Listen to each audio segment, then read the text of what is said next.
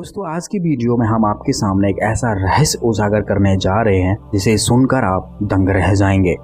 यह आध्यात्म का वो गूढ़ रहस्य है जिसको आज तक कोई नहीं समझ पाया है। अज्ञानी संत इसमें उलझ जाते हैं, कोई पूर्ण सद्गुरु ही इसको सुलझा सकता है।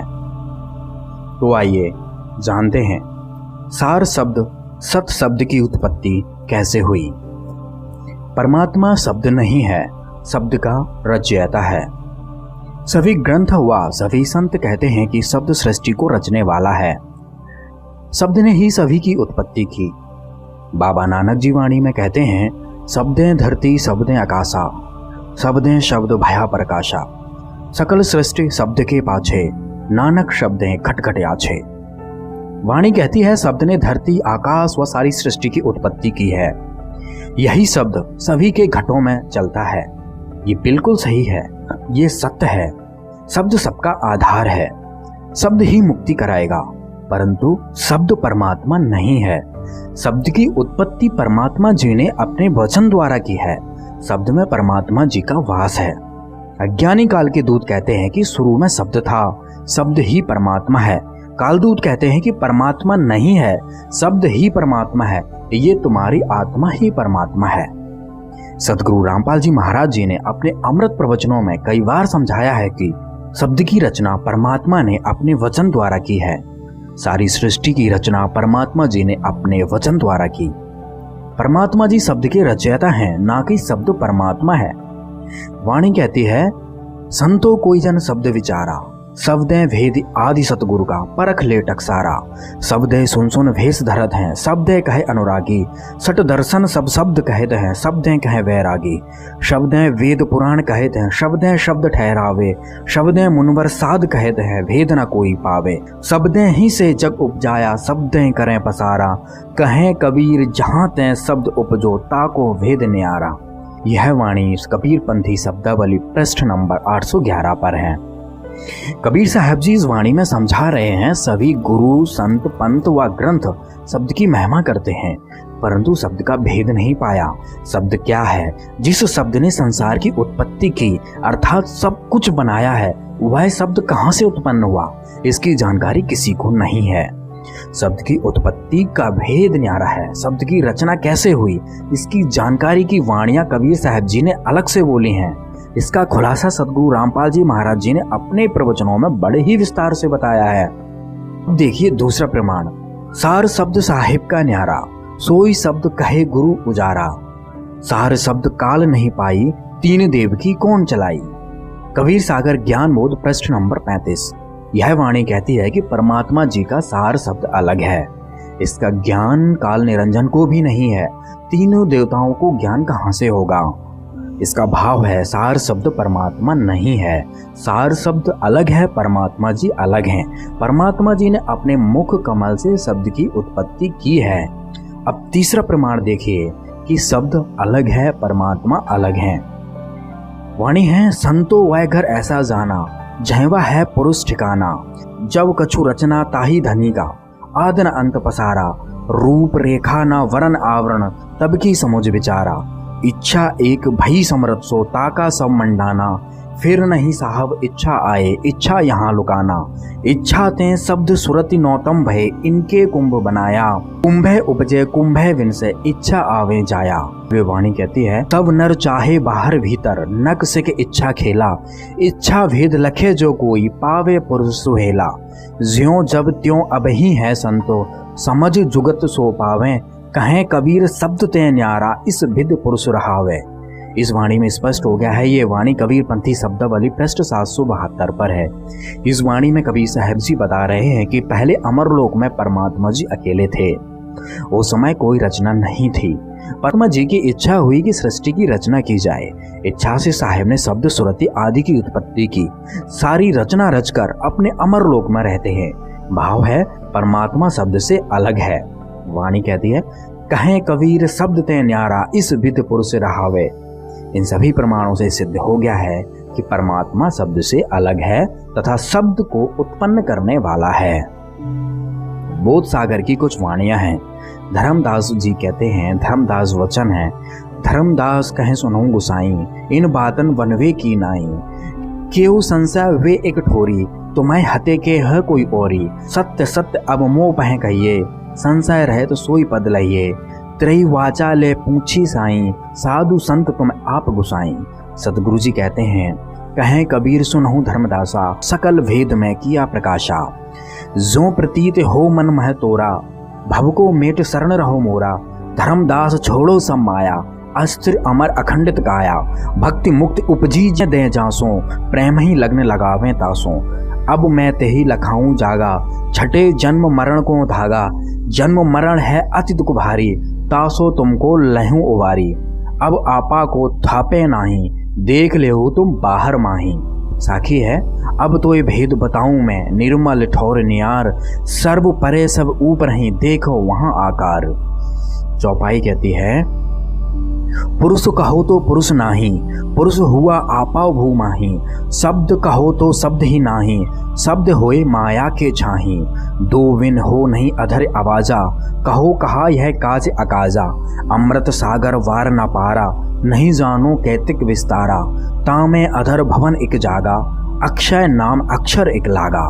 नाम कहो तो नाम न जाका, नाम धरा जो काल ही ताका। है अनाम अक्षर के माही, निह अक्षर कोई जानत नाही। धर्मदास तह वास हमारा, काल अकाल न पावे पारा।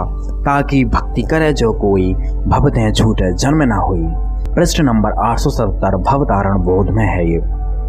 इन वाणियों में धर्मदास जी कबीर साहब जी से पूछ रहे हैं कि परमात्मा एक ठौर कैसे हैं, तुम ही परमात्मा हो या कोई और है। साहिब कबीर जी बता रहे हैं कि सबसे परे सभी के ऊपर एक निर्मल स्थान है, जहां परमात्मा आकार में रहता है। वाणी है, अब तो ये भेद बताऊं मैं, निर्मल ठौर नियार। सर्व परे सब ऊपर ही देखो तहां आकार। आगे साहिब जी बता रहे हैं, परमात्मा जी यहाँ मृत्यु लोक के पुरुषों जैसा नहीं है, उनका शरीर अविनाशी है। पुरुष कहो तो पुरुष नाही, पुरुष हुआ आपा भूमाही। वाणी कहती है, शब्द कहो तो शब्द नहीं, शब्द होए माया के छाई। दो विन होए नहीं अधर आवाजा, कहो कहाँ यह काज अकाजा। यहाँ साहिब समझा रहे हैं कि शब्द परमात्मा नहीं है। शब्द दो वस्तुओं के टकराए बिना उत्पन्न नहीं हो सकता। केवल एक शब्द से कार्य सिद्धि नहीं होगा, परमात्मा की भक्ति करनी होगी। वाणी कहती है, अमृत सागर वार न पारा, नहीं जानो कैतिक विस्तारा। तामे अधर भवन एक जागा, अक्षय नाम अक्षर एक लागा। इस वाणी में बता रहे हैं कि ऊपर अमर लोक है, जिसका वार पार कोई नहीं पा सकता। अमर लोक में एक भवन है, जिसमें परमात्मा अमर शरीर में रहते हैं। गरीबदास जी कहते हैं, अर्श को उस पर सफेद गुमट है, जहां सतगुरु का डेरा। परमात्मा जी का आदि नाम है, जो अक्षर में है।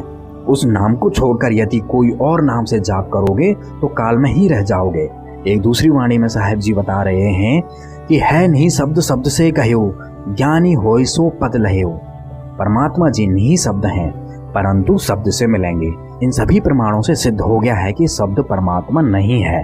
शब्द को परमात्मा जी ने अपने मुख कमल से बोलकर उत्पन्न किया है, और शब्द परमात्मा से मिलाने का साधन मात्र है। आगे शब्द की उत्पत्ति के प्रमाण देखिएगा। शब्द कैसे उत्पन्न हुआ। जेतिक वचन पुरुष उच्चारा, तेही वचन नाम अधिकारा। जो वचन उच्चारण करते हैं वह शब्द अमर होता है, वह नाम बन जाता है। कबीर साहब जी अपनी वाणी में कहते हैं, रहे गुप्त प्रगति भई काया, श्वासा सार शब्द निर्माया। शब्द ही ते पुरुष स्थूला, शब्द ही मैं है सबको मूला। शब्द ही ते बहुत शब्द उच्चारा, शब्द शब्द भया उजियारा। शब्द हिते भव सकल पसारा, सोई जीव को रखवारा। इन वाणियों में कबीर साहब जी समझा रहे हैं कि परमात्मा जी पहले गुप्त रूप में थे। सबसे पहले अपना विधेय स्वरूप प्रकट किया, फिर अपने अमर श्वास द्वारा सार शब्द को उत्पन्न किया। परमात्मा सार शब्द सबकी उत्पत्ति का करने वाला है। यही शब्द सबका मूल आधार है। इसी शब्द को शब्द गुरु कहते हैं। इसी शब्द में परमात्मा का निवास स्थान है। इसी शब्द से आगे और शब्दों की उत्पत्ति हुई। यही शब्द से मुक्ति होगी। शब्द परमात्मा से उत्पन्न है, ना कि परमात्मा शब्द से उत्पन्न है। अब जानिएगा शब्द की उत्पत्ति। और साहेब बचन सत्य फरमाया, सत्य शब्द अक्षर निर्माया। कबहू नहीं अस्थिर होई, बार बार मन देई बिकोई। काया भीतर आप लखावा, ताते अजपा नाम कहावा। यही शब्द से शुद्ध शरीरा, यही शब्द से मिले कबीरा। यही शब्द हृदय सुखे होई, निर्मल होई बिसई सब खोई। अस्थुल मनकर प्रफुल्ल राखे, नाम संधि हृदय में चाखे। निर्मल हंस होत हैं तबहीं, अमर लोक पहुँचे हैं जबहीं। सातों सुरति तबहीं प्रकाशा, पुरुषहि को राखे विश्वासा। उत्पत्ति शब्द जवे निर्मावा, सो अक्षर मिल शिवहि कहावा। शिवहि शब्द सो जीव कहावा, जीव नाम संसार कहावा। सातों नाम वाही के अंगा, जिहि जग भीतर माडो रंगा। अक्षर शब्द से शिव जो आवा, वाही अक्षर गुरु कहावा। अगली वाणी है, साहिब वचन सत्य फरमाया, सत्य शब्द अक्षर निर्माया। इस वाणी में कबीर साहब जी अपने आप को गुप्त रखकर एक गुरु की भूमिका अदा करते हुए कहते हैं कि परमात्मा ने अपने मुख कमल से एक वचन बोलकर सत्य शब्द अक्षर की उत्पत्ति की है। वाणी कहती है, कबहु न अस्थिर होई। यह अमर शब्द है जिसका कभी विनाश नहीं होता। इसी शब्द से सृष्टि की उत्पत्ति हुई। इसी शब्द को शब्द गुरु कहते हैं। यही शब्द परमात्मा से मिलाएगा। बार बार मन देई बिगोई। इसका अर्थ है इस शब्द में अपने मन को लगाए रखना, जिससे जीव का कल्याण होगा। जो ये कहते हैं कि शब्द परमात्मा से पहले था, वे अज्ञानी हैं, महामूर्ख हैं। इस वाणी को ध्यान से पढ़ लें। इन अज्ञानियों को भक्ति की ABCD का भी ज्ञान नहीं है। वाणी देखिए, काया भीतर आप लखावा, ताते अजपा नाम कहावा। हिये नैन से देखो भाई, जब वो देखा राम दिखाई। परमात्मा के मुख कमल से उत्पन्न ये अमर शब्द सबके शरीर में व बाहर भीतर चल रहा है, इसलिए इस शब्द को अजपा नाम भी कहते हैं। ये शब्द बिना ओम सोहम प्रकट नहीं होता। कहें कबीर सुनो धर्मदासा, ओम सोहम शब्द प्रकाशा। इस वाणी के माध्यम से कबीर साहब जी धर्मदास जी को समझा रहे हैं कि ओहम सोहम के द्वारा ही शब्द प्रकट होगा। गरीबदास जी महाराज जी भी अपनी वाणी में कहते हैं, ओहम सोहम सार संदेशा, मानो सतगुरु का उपदेशा। मान बढ़ाई यमपुर जाई, होए रहो दासन दासा। गरीब दास पद अर्स अनाहद, ओम सोहम जप श्वासा। अलख नाम घट भीतर देखो, हृदय माही करो विवेको। ये नैन सो देखो भाई, जब वो देखा राम दिखाई। परमात्मा जी के मुख से बोला सत्य शब्द जीव के हृदय में दिखाई देगा। जब आपका हृदय चक्र 2 अक्षर के अजपा जाप से खुल जाएगा, तब यह अमर शब्द नजर आएगा। इसी शब्द में परमात्मा का विदेही स्वरूप दिखाई देगा। गरीबदास जी वाणी में कहते हैं, शब्द निवास आकाश वाणी, यूं सतगुरु का रूप है। दिव्य दृष्टि खुली हमारी, सार शब्द से टोहा वो। गरीबदास गायत्री लापी, शीस पीठ जम रोया वो। भावार्थ है, सतगुरु का वास शब्द में है, अर्थात परमात्मा का स्वरूप शब्द में दिखाई देगा।